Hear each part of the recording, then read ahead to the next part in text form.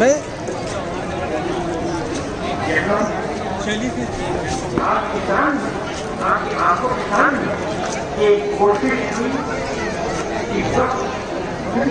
आदाब, मैं हूं सफदर रिजवी। आप देख रहे हैं लाइव एक्सप्रेस चैनल। आपसे गुजारिश है कि इस चैनल को सब्सक्राइब करें, लाइक करें, शेयर करें और कमेंट करें। अब देखें एक अहम खबर।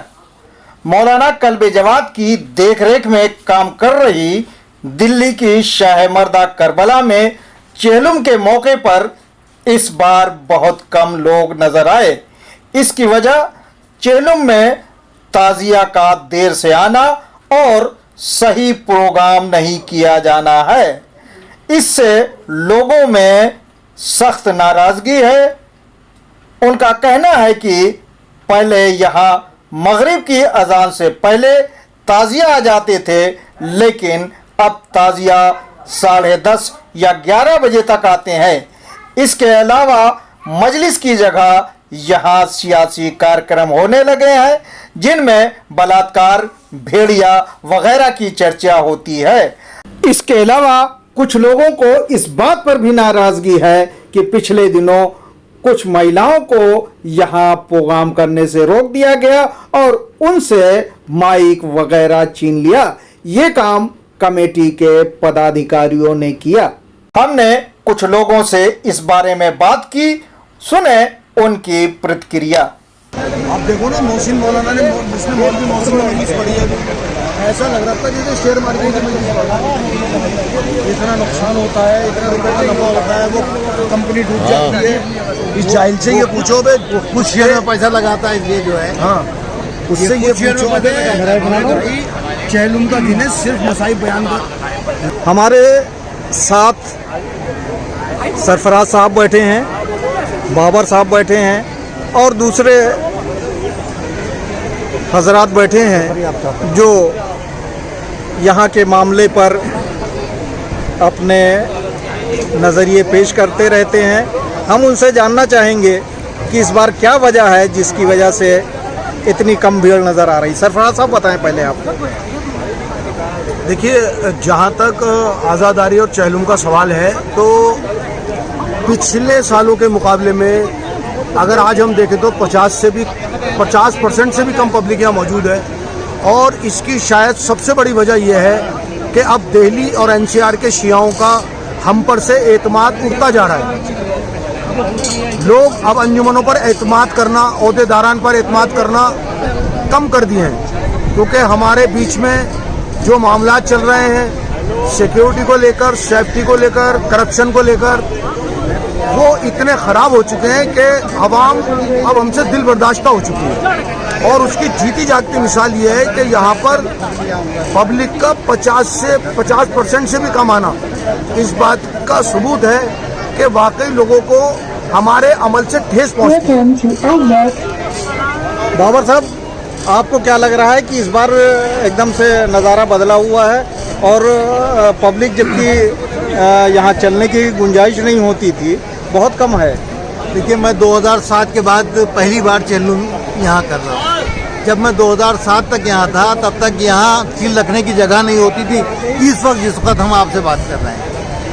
अब ये पिछले 10 सालों में जो सियासतबाजी जो है शाह मर्दा में हुई और यहाँ जिस तरह की कमेटी ने लोगों के साथ बर्ताव रखा, उससे लोग इतने बदजन हो गए हैं, ख़ास करके लखनऊ से आने वाले मौलवियों से इतने बदजन हो गए हैं कि वो समझ गए हैं कि अब शाह मर्दा एक अखाड़ा बन गया है।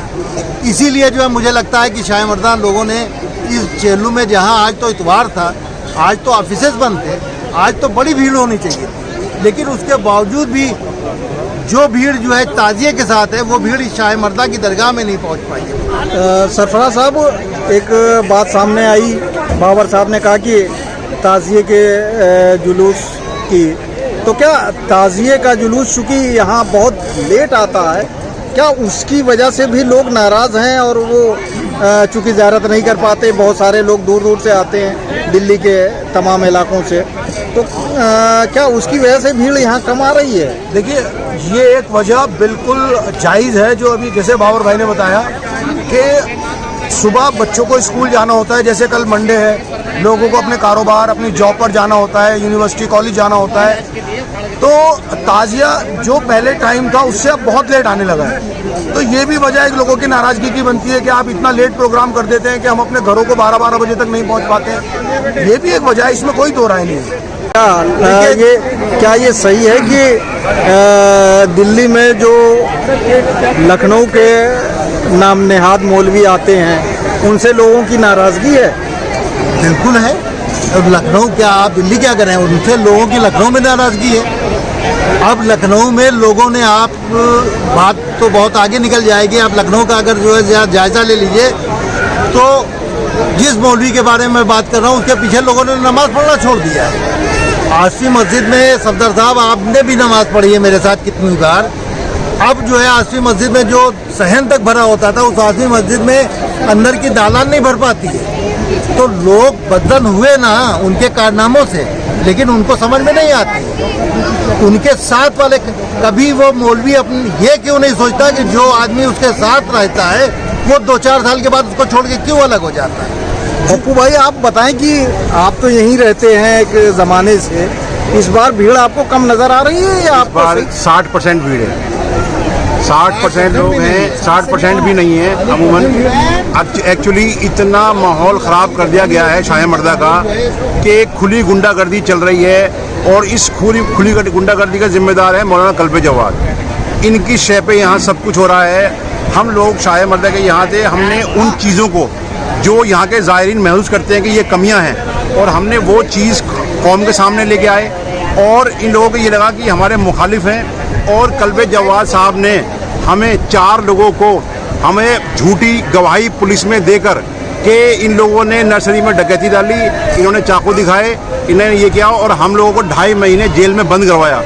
सरफराज भाई, क्या आपको लगता है कि मौलाना की वजह से यहाँ माहौल ख़राब हो रहा है और लोगों को लग रहा है कि क्योंकि इससे पहले भी औरतों को बहुत परेशान होना पड़ा था और भगदड़ हो रही है, ये हो रही है, तो क्या वो चीज़ें लोगों की दहशत है अभी भी औरतों में? देखिए, जब हमारे कौम के रहनुमा ये सोचने लगे कि यहाँ भगदड़ मच जाए, 2-4 शिया दब के मर जाएं और ये इंटरनेशनल न्यूज़ बन जाए, जब हाईलाइट हो जाएंगे हम, जब हमारे रहनुमा ये सोचने लगे तो आवाम तो घरों से भी निकलना छोड़ देगी अपना। और ये मौलाना का ही तो करा धरा है। क्या आपको लगता है कि सूफी कलवा मर्डर केस की वजह से भी लोगों में? इसमें हमारे कहने के लिए कुछ भी नहीं है। आप देखिए कि कोर्ट में उसको इसमें कल्बे जवाद को समन किया है, बहादुर का NBW हुआ है और 6 लोग बंद हैं, पुलिस इन्वॉल्वमेंट मानती है। अभी 9 तारीख थी, फिर 10/10/2022 तारीख है। तो कलवा सूफी के मर्डर का अभी चूंकि कोर्ट में चल रहा है इसलिए बहुत ओपनली हम नहीं बोलना चाहते हैं, लेकिन भाई इसमें हमारे और आपके कहने सुनने से कुछ नहीं हो रहा है। नहीं, कोर्ट तो बाकायदा मुजरिमों में नाम है, जो 10 मुलजिम बनाए गए उसमें एक बहादुर अब्बास नकवी भी है, नवा और 10 कल्बे जवाद भी है। ये तो पुलिस की इन्वेस्टिगेशन है, हमारी थोड़ी है, हमारा कोई इसमें रोल ही नहीं है।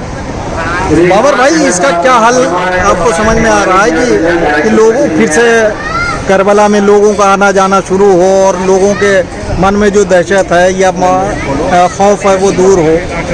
देखिए, कल मैं आपकी बात का जवाब देने से पहले यहाँ बात करना चाहता हूँ। एक सवाल मेरा है कि कल्बे जवाद साहब वहीं क्यों जाते हैं जहाँ के गुल्लक में पैसा निकलता है?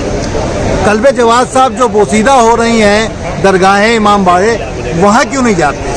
लखनऊ में जो है 1 नहीं 10 इमाम बाड़ों का नाम मैं बता सकता हूँ।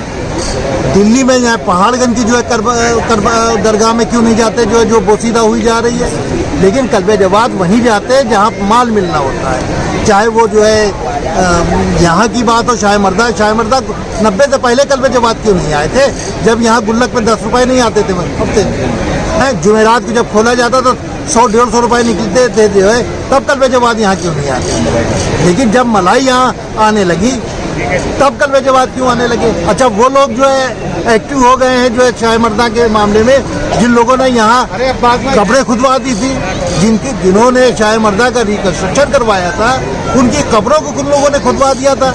और जब मैंने उसकी छोटी यहाँ शूट करवाया और बाकायदा उस पर खबर चलवाई, तब वो कहते हैं कि वो हम वहाँ रोज़ा बनवा रहे थे, ऑफिस नहीं बन पा रहे थे। सरफराज भाई, अभी जिस चीज़ की तरफ इशारा किया बाबर भाई ने, क्योंकि यहाँ आमदनी का जरिया तो नर्सरी है, क्या आपको लग रहा है नर्सरी लूटी जा रही है? नर्सरी लूटी जा रही है, इसकी शिकायतें हमने commissioner, lieutenant governor, chief minister सबके यहाँ दिए हैं। कौन लूट रहा है, आप बेबाकी से बताएं। भाई जो इस वक्त काबिज अंजुमन हैदरी अपने आप को बताती है वही लूट रहे हैं। आप नाम 200 नाम लेकर भाई, नैयर अली तकवी, रईस अब्बास, बहादुर अब्बास नकवी, हसन मियाँ, शहजाद, जामी, ये सब लोग हैं तो सही, और कैसे नाम लिए जाएंगे, बोर्ड पर लगे हुए हैं।